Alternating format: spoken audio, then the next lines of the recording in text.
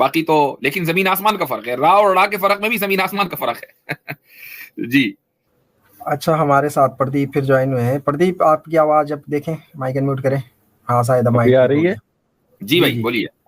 Okay okay. जी मुफ्ती साहब, एक सवाल था मेरा। जी जी, ये कुरान के हिसाब से जो जानवर होते हैं, पशु पक्षी, उनके लिए भी कुछ जन्नत जहन्नुम का होता है कि उनका नहीं होता है कुछ? आपने किसी पशु पशु पक्षी को किसी मंदिर का घंटा बजाते हुए या मस्जिद में सजदा करते हुए देखा है? अच्छा, मतलब नहीं होता है। नहीं, मेरे सवाल का जवाब दें। नहीं नहीं नहीं, ऐसा कोई नहीं नहीं देखा। करता।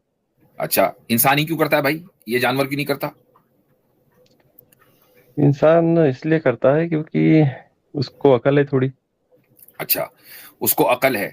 अच्छा, ये जो अच्छाई और बुराई का फैसला इंसान करता है, या अच्छाई और बुराई इंसानों में पाई जाती है, जिसकी वजह से अदालतें लगती हैं, पंचायतें बैठती हैं, सजाओं का निजाम है, ये आपने परिंदों में, चरिंदों में और जानवरों में देखा है कि उनके यहाँ कोर्ट सिस्टम हो, चीफ जस्टिस साहब आ रहे हैं, द लाइन उसके द एनिमल किंगडम के चले आ रहे हैं सूट बूट पहन के, कुछ देखा है कभी?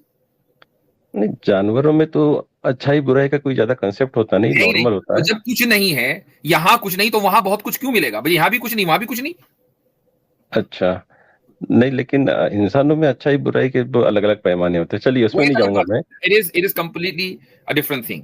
हाँ, ये वो आपने जो तो कहा ना कि भाई इंसान को तो जन्नत दोजख का कॉन्सेप्ट इंसान के लिए है, जानवर के लिए नहीं है भाई। जानवर के जी, लिए इबादत का कॉन्सेप्ट नहीं है, जानवर ठीक। के लिए मोरालिटी का कोई कॉन्सेप्ट नहीं है। जी जी जी, जो तो कुछ है उसी पे वो है। मेरा एक सवाल था जी। कि जो आज से हजारों लाखों साल पहले जो डायनासोर्स थे हम्म और वो एक्सटिंक्ट हो गए थे वहां से, हम्म तो अल्लाह मियाँ को क्या पड़ी थी उनको बनाने की, जब उनका कोई था ही नहीं? तो उनको जब था ही ये बनाने का कि हम्म, हम सिर्फ इंसानों के लिए ये बनाई ये दुनिया, हम्म। तो वो पहले से ही बना लेते इंसानों को। डायनासोर को पहले बना के टाइम वेस्ट करने की क्या जरूरत थी?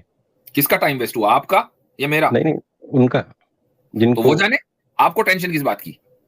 अरे टेंशन यही है कि जब आप क्लेम हाँ। करते हैं कि जब ये अल्लाह, एक सिर्फ minute, hold on hold test on hold के। ऑन, मैं यही रोकता हूं। टाइम वेस्ट कब होता है?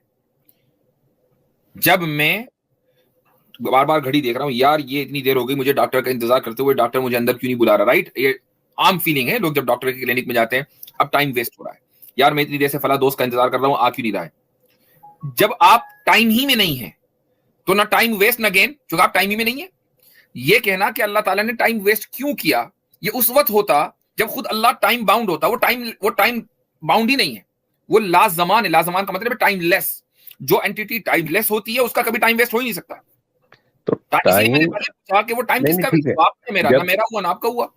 जब जब टाइम वेस्ट ही, जब वो टाइम के बाउंड में ही नहीं है, हम्म, बाउंडेशन में नहीं है, तब हम्म। डायनासोर क्या और इंसान क्या, कोई दोनों का फर्क नहीं पड़ता उनका।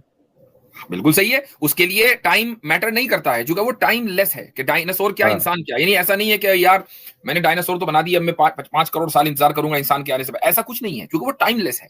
ये अरे सवाल तो वही गलत है वही कि बोल रहा। खुदा ने, होल्ड ऑन, नहीं ये नहीं, ये सवाल, बात जवाब तो सवाल देने क्यों भाई। गलत है जब आप बोल रहे हैं कि सुन ले आप आखिरत तक। पहले सुन। भाई सवाल इसलिए गलत है कि खुदा के बारे में हमारा जो मुकद्दमा है, दावा है, वो ये कि खुदा टाइमलेस है, और जो एंटिटी टाइमलेस होती है उसका टाइम वेस्ट हो ही नहीं सकता, पॉसिबल ही नहीं है। जब आप ये कहते हैं ना कि खुदा ने टाइम वेस्ट क्यों किया, तो ये सवाल गलत है, क्योंकि उसका टाइम वेस्ट हो ही नहीं सकता, टाइमलेस का नहीं होता वेस्ट। अब एक बात, दूसरी बात, अच्छा ठीक है, चलो टाइम छोड़ो, लेकिन hold on, मकसद क्या था उनको डायनासोर का बनाने का, मकसद क्या था? अब हाँ तो ये कहिए ना। अब मैं हाँ। बता रहा हूं आपको कि इस दुनिया में बहुत सी चीजें ऐसी हैं कि जिनका आपको डायरेक्ट मकसद समझ में नहीं आता है, लेकिन हम्म, जो इकोसिस्टम है उसके लिए बहुत से जानवरों का होना जरूरी है। बजाहिर मसलन आप सांप को देखें, एक जमाने तक के सांप को सिर्फ ये समझा जाता था कि भाई इसके बनाने का क्या मकसद है, इंसान को काटता है, इंसान मर जाता है, इंसान देखता है उसको देखकर भाग जाता है, तो सांप जैसी जहरीली चीज का आखिर होने का क्या मतलब है? लेकिन जब साइंटिफिक डिस्कवरी हुई तो पता चला कि इकोसिस्टम के लिए सांप का होना भी जरूरी है। आप एक भी मक्खी मच्छर को अगर आप माइनस कर दें, इकोसिस्टम इंसान का, इस दुनिया का मुतासिर हो जाता है। और यहां तक जो हम पहुंचे हैं, ये बहुत से जानदारों की मौजूदगी की वजह से पहुंचे हैं कि वो यहां मौजूद थे, इकोसिस्टम को बना रहे थे। ये ऐसा ही है जैसे कि एक स्टेज सजा, और उस स्टेज के सजने के लिए आपको कुछ कारीगर की जरूरत है। वो कारीगर आएंगे, वो स्टेज बनाएंगे और उसके बाद वो गायब हो जाएंगे। अब आप ये कहें कि यार भाई एक्टर जो था वो तो आया बड़ी देर में, स्टेज जिनको इस्तेमाल करना था वो तो आए 5 दिन के बाद, स्टेज तैयार करने वाले 5 दिन से यहां पड़े थे, आखिर उनकी क्या जरूरत थी? भाई स्टेज बनेगा तो आएंगे ना। तो इसी तरीके से इकोसिस्टम जो पूरा क्रिएट हुआ कि जब इंसान इस दुनिया के अंदर आया और उसने अपनी जिंदगी शुरू की, तो उसको परफेक्ट इकोसिस्टम चाहिए था, जिसके लिए जरूरी है कि हर तरह के यहाँ जानदार मौजूद हों। उसमें डायनासोर भी थे। डायनासोर तो अभी नहीं है, लेकिन पहले जो थे की बात है नहीं कर थे। अरे थे ना, तो उनको मैं वही बताया कि वो क्यों थे, उसका मकसद क्या था उनका। बता तो दिया भाई, मतलब मैंने बंगाली में नहीं बोला भाई, मैंने उर्दू हिंदी में बोला है, जो मैं आम वही ज़बान बता बंगाली। नहीं समझ गया इकोसिस्टम, लेकिन ऐसा वो अगर अल्लाह मियां ने पूरा उसमें कुरान में बता दिया तो एक सूरा कुरान में नहीं डायनासोर भी बताया बता ना, देते कि हमने कुरान में डायनासोर नहीं को बताया बनाया ना था, किस इकोसिस्टम के वजह से लिए किया बनाया है, ये था। तो मैं बता रहा हूँ। कुरान में नहीं बताया, कुरान में डायनासोर्स का कोई जिक्र नहीं है। मैं वही और बता रहा हूँ कि क्यों नहीं बताया। डायनासोर्स का जिक्र होने का मतलब ये नहीं है कि अब कुरान गलत हो गया।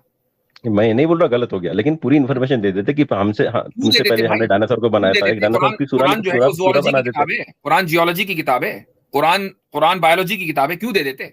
कुरान हिदायत की किताब है, कुरान गाइड करती है कि एक इंसान अपनी जिंदगी को हैप्पीली एवर कैसे गुजारे। अब मैं अपनी जिंदगी को हैप्पीली एवर कैसे गुजारूं, इसके लिए मेरे ये क्या जरूरी है कि मैं डायनासोर्स के बारे में मालूमात हासिल करूं? एक आम किसान जो खेत में काम करता है, क्या उसको डायनासोर्स के बारे में जानना जरूरी है खुश रहने के लिए, जन्नत में जाने के लिए, इबादत करने के लिए, नमाज रोजा करने के लिए?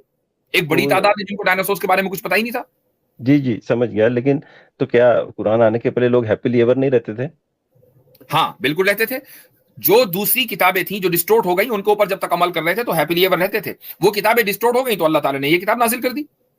तो आप दो ही किताबों की बात कर रहे हैं, लेकिन जहां जहां अरब थे हर जगह वहीं किताबें पे भाई, दो किताबें नहीं है, हर जगह किताबें और सहीफे नाजिल हुए हैं, हर जगह खुदा का मैसेज आया है। इंडिया में भी आया होगा, अमेरिका में भी, जहां जहां इंसानी आबादी है वहां खुदा ने अंबिया भेजे हैं और मैसेजेस भेजे हैं। और जब तक कि वो मैसेज अपनी असल सूरत में बाकी रहे, लोग हैप्पीली एवर रहते थे। और उसके बाद फिर उन मैसेजेस को डिस्टोर्ट कर दिया गया, तो अल्लाह ताला ने फाइनल अपना मैसेज भेजा, जिसको आप चाहेंगे भी तो डिस्टोर्ट नहीं कर सकते। करके देख नहीं, लें। लेकिन अमेरिकन कॉन्टिनेंट में, अफ्रीकन कॉन्टिनेंट आई एम में जस्ट गिविंग और ऑस्ट्रेलियन कॉन्टिनेंट में आदिवासी लोग तो रहते थे, उन्होंने नई किताब कोई लिखी आई नहीं, एम जस्ट नहीं उनको गिविंग ए कोई। हाइपोथेटिकल एग्जांपल प्रदीप, कि हर जगह जहां पर भी लोग होंगे वहां पर अंबिया आए हैं। जहां पर भी लोग थे, इंसानी आबादी थी, वहां पर भी। नहीं, और अमेरिका की बात कर लेता हूं। अमेरिका में आपको पता है इंडिजिनस लोगों को क्या कहा जाता है अमेरिका में? उनकी कौन सी किताब है? क्या कहा जाता है पहले ये तो बता दें। Red Indians. Red Indians. Red Indians के बारे में कुछ पता है? ना, नहीं, ज्यादा नहीं पता मुझे। तो फिर ये क्यों पूछ रहे कौन सी किताब है?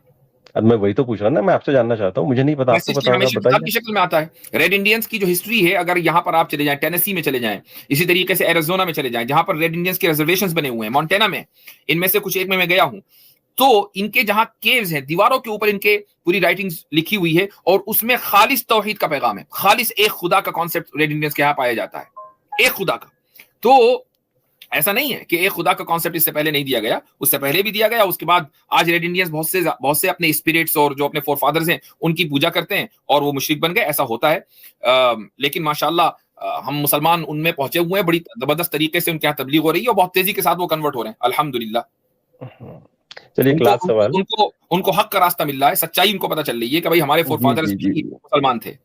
जी जी, मैं चाहता हूँ कि एक सच्चाई सबको पता चले। एक लास्ट सवाल था मेरा, मरने के बाद जो जन्नत जाते हैं, सच्चाई तो मेरे भाई सबको पता चल रही है, अल्हम्दुलिल्लाह। इसीलिए एक बड़ी तादाद को हम जहन्नम की आग से बचा रहे हैं। अल्लाह ताला हमें जरिया बना रहा है और हम उसकी बारगाह में शुक्रगुजार हैं कि उसने हमें जरिया बनाया।